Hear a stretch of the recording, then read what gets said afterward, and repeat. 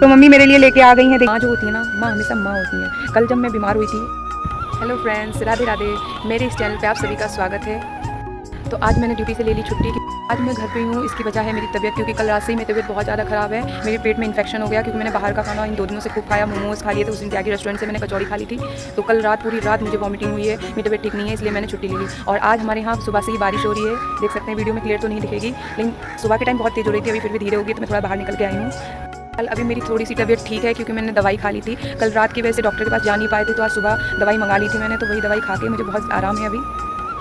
Mummy मेरे लिए पूरी रात जगी हैं, और मेरी सिस्टर भी बीच में उठ गई थी, क्योंकि मेरी तबीयत बहुत ख़राब थी। मैं वॉमिटिंग वगैरह कर रही थी, तो मेरी मम्मी को नींद नहीं आ रही थी। और मेरी मम्मी पूरी रात मेरी सेवा करती रही, मेरे हाथ पैर दबाती रही, तो मुझे थोड़ा आराम मिला। फिर मैं सो गई, तो अब वो सो रही हैं, मैं थोड़ा सा रिलैक्स कर रही हूँ, वीडियो बना रही हूँ ताकि वो आराम से सो ले। मैं बाहर आ गई, इसलिए आप लोगों से बात करनी थी।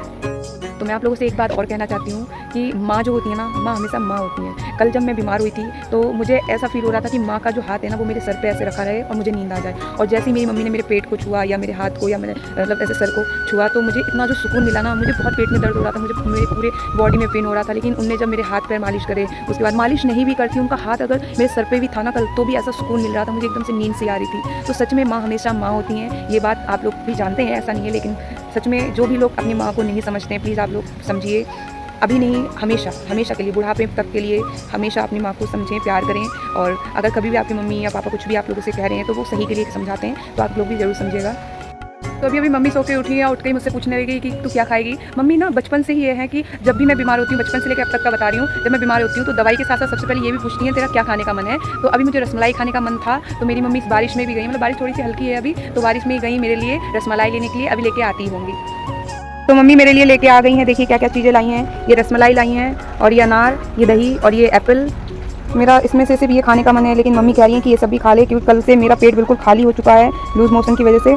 तो इसलिए मैं सोच रही हूँ थोड़ा थोड़ा खा ही लेती हूँ, जब मम्मी इतने प्यार से लाई हैं। तो देखिए मेरी मम्मी, मम्मी हाथ कर दो। ऐसा होता है ना, जब भी हम लोग बीमार होते हैं, या मैं या कोई भी सही, तो मतलब मैं अपनी बता रही हूँ, तो उस टाइम पे कुछ ना कुछ चीज़ खाने का मन होता है। तो अगर वो चीज़ हमें मिल जाए खाने को, जैसे फीवर वगैरह है, तो और ऐसा लग रहा है कि हाँ भाई मुझे ये वाली चीज़ खाने का मन कर रहा है, तो अगर वो चीज़ खा लो ना, तो मुझे तो ऐसा लगता है मैं बिल्कुल ठीक हो गई हूँ। बिना दवाई के भी वो चीज़ मैं खा लूँ, तो ऐसा लगता है कि अरे मैं तो अब ठीक हूँ। भले ही मतलब दवाई तो खानी पड़ती है, कुछ भी बीमारी हो दवाई आप लोग जरूर खाइएगा। ये नहीं कि मेरी वजह से कहें कि जो मन है वही खा के रह जाए, ऐसा नहीं है। दवाई भी जरूरी है, लेकिन जो अपनी इच्छा होती है ना, कि एक इच्छा की बीमारी है, एक है, उस टाइम पे कुछ ऐसी चीज़ खाने का मन हो रहा है, तो भाई ये चीज़ खा लो। तो वो मेरी जो आदत है बचपन से है कि अगर मैं बीमार हूँ, उस टाइम पे अपनी मनपसंद चीज़ खा लेती हूँ, तो मेरा मन एकदम खुश हो जाता है। तो अभी मम्मी गई है और रसमलाई लाने के लिए, अभी लाती होंगी, फिर मैं रसमलाई खाऊंगी।